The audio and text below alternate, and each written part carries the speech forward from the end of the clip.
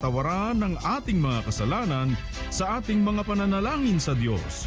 Kaya nga po ang sabi, kung saan nagkakatipon, hindi naman pwedeng magkatipon kang mag-isa.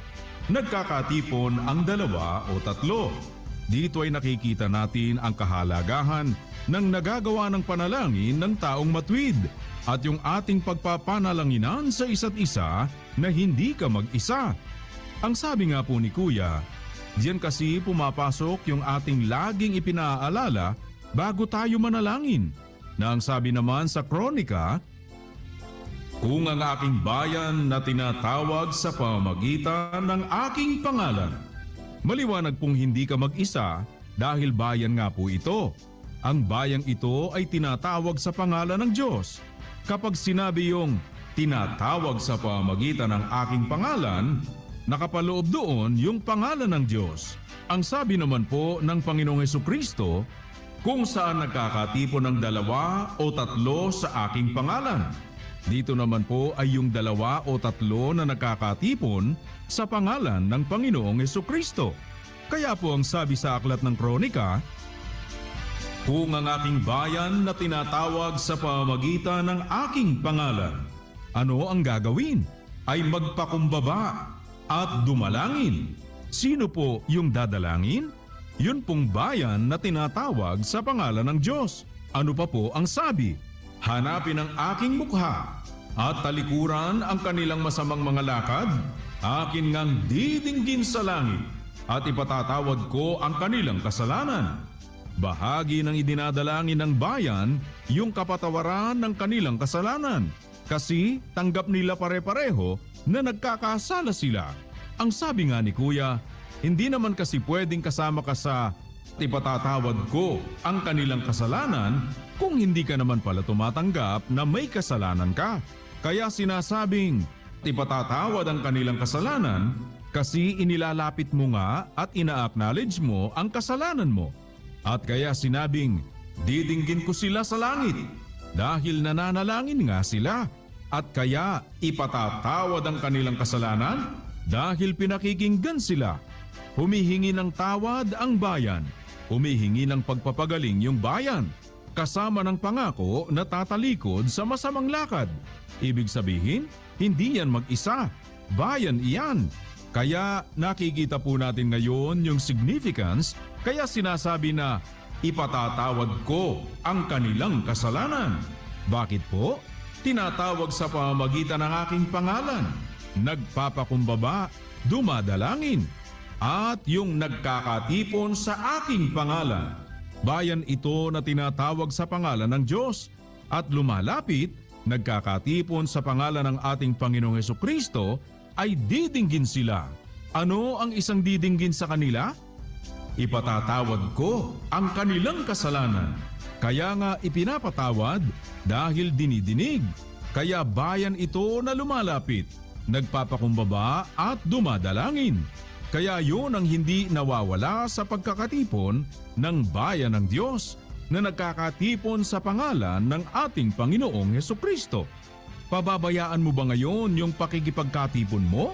Kaya nga sa Hebreo 10:26, kung ating sinasadya ang pagkakasala, ibig sabihin, sinasadya mo na ang pagkakasala na ayaw mo nang mapatawad kapag ganun. Napag-aralan na natin na ang hain sa ating mga kasalanan ay ang ating Panginoong Hesukristo. Yung hain po na iyon sa kasalanan natin na siyang ating Panginoong Hesukristo, pag nagkakatipon ng 2 o 3 sa kanyang pangalan, nandoon siya sa gitna. Naroon yung hain na iyon ang kapatawaran ng ating mga kasalanan. Ngunit sinasadya mo na hindi ka nakikipagkatipon. Nire-reject mo, nire-repudiate mo ang hain sa ating kasalanan na iyon ang ating Panginoong Hesukristo. Ano pa ang natitira? Wala nang haing natitira pa. Kaya ang halaga na makikita mo doon sa paglapit ng bayan o ng 2 o 3 na nagkakatipon sa pangalan ng Panginoong Hesukristo, didinggin sa langit yung idinadaing nila. Ang sabi, ipatatawad ko ang kanilang kasalanan. Kaya pinatawad dahil dininig yung panalangin. Kaya malaki ang nagagawa ng maningas na panalangin. Nagkatipon bilang isang bayan na tinatawag sa pangalan ng Diyos. Nagkakatipon sa pangalan ng ating Panginoong Jesucristo, kaya pinakikinggan. Isa pang mahalagang bagay ang itinuro ni Kuya na nakapaloob sa unang Timoteo 3:15 na ang sabi, "Ngunit kung ako'y magluwat ng mahabang panahon, ay upang maalaman mo kung paano ang dapat sa mga tao na ugaliin nila sa bahay ng Diyos, na siyang iglesia ng Diyos na buhay at haligi at saligan ng katotohanan." Ipinapansin po ni Kuya ang sinabi ni San Pablo na upang maalaman mo kung paano.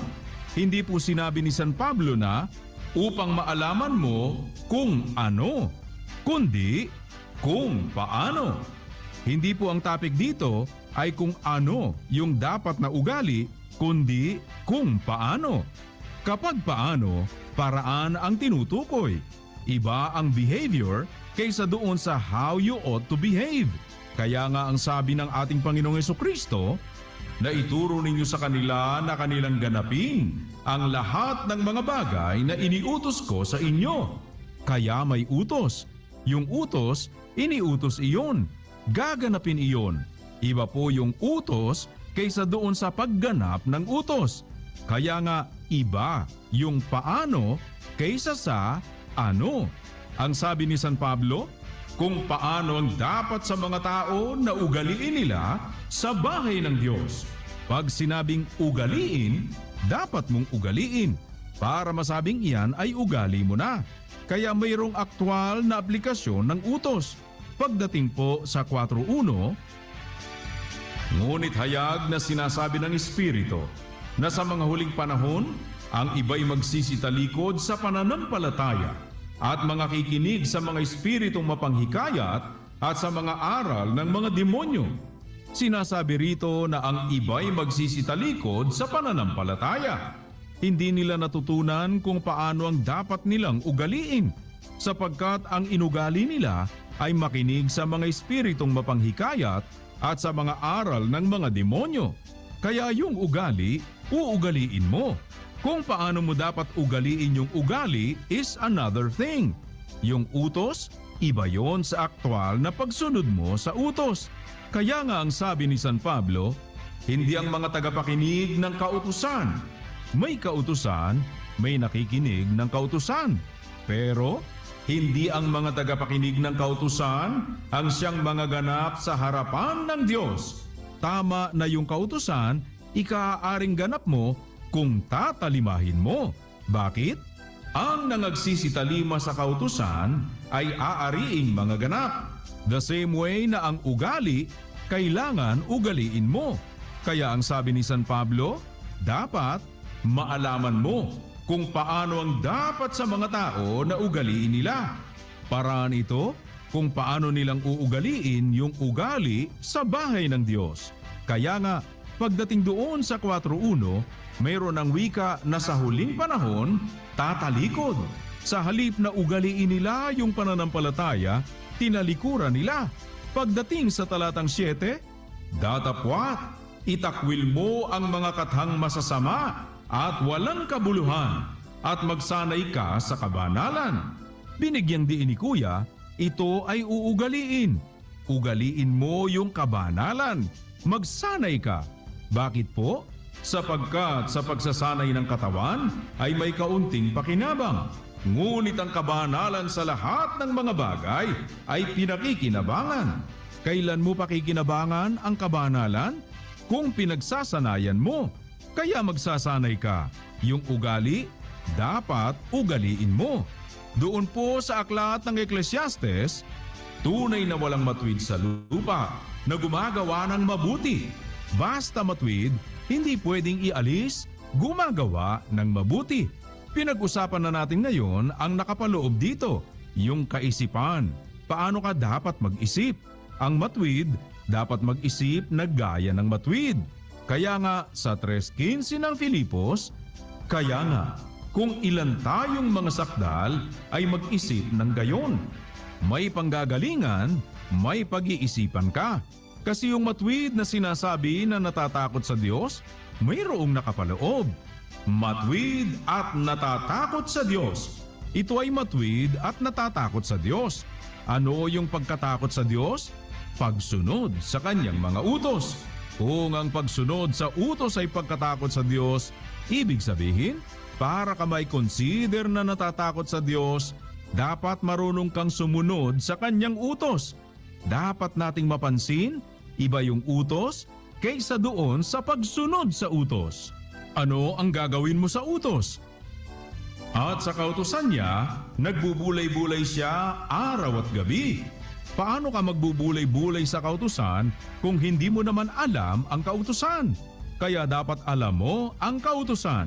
At doon sa kautusan, magbubulay-bulay ka. Bakit po natin pinag-uusapan ito? Dahil ang matuwid ay dapat mag-isip gaya ng matuwid. Dapat mag-isip gaya ng sakdal. Yung matuwid, gumagawa ng mabuti. Kaya kapag nagkasala, dapat yung gawain ng matuwid ang gagawin mo pa rin. Dahil ang ginagawa ng matuwid na tinutukoy dito, gumagawa ng mabuti, hindi gumagawa ng masama. Yung matuwid, towards saan ang paggawa niya ng mabuti? Upang ang tao ng Diyos ay maging sakdal, tinuruang lubos sa lahat ng mga gawang mabuti. Yung paggawa ng mabuti, gearing towards iyon sa ikasasakdal. Kaya, kung gusto mong maging sakdal, dapat matuto kang gumawa ng mabuti.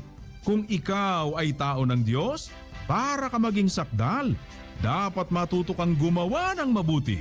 Ang sabi po ni San Pablo, kung ilan tayong mga sakdal ay mag-isip ng gayon. Paano ba mag-isip yung sakdal? Yung sakdal kung mag-isip, ang iniisip noon ay yung gagawin niyang mabuti. Dahil ang ikasasakdal ay ang paggawa ng mabuti. Kaya ang sabi sa awit, at sa kautusan niya, nagbubulay-bulay siya araw at gabi. Ibig sabihin, yung kautusan, nire-review mo. Bakit mo kailangang reviewin? Kasi kailangan ang kautusan, hindi mo lang napakinggan.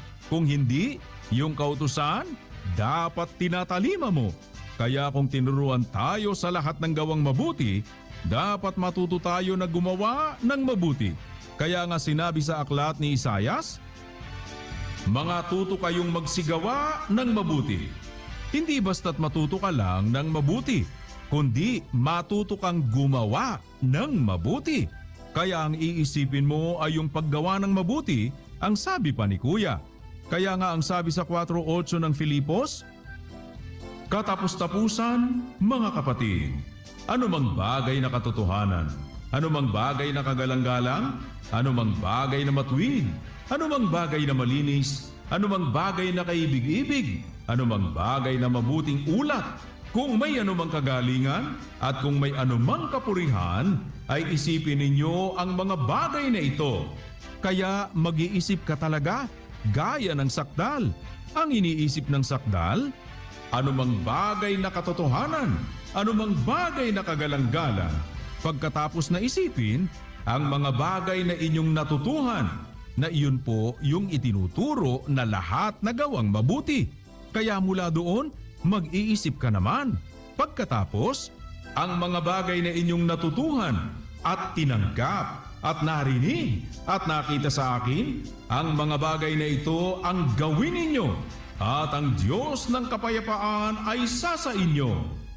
Kaya ugaliin, sanayin, praktisin. Hindi ka nagagawa ng ugali dahil may ugali na dapat ugaliin na itinuturo ng Diyos. May utos na dapat kang sundin. Kaya hindi ka na mag-iisip ng kautusan at hindi ka gagawa ng utos mo. Kasi kapag ka ang sinunod mo ay aral, utos ng tao, walang kabuluhan ang pagsamba mo sa Diyos.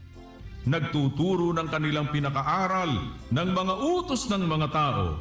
Kaya may utos ang Diyos na dapat nating sundin. Dapat mong malaman kung paano yung pagsunod doon sa utos.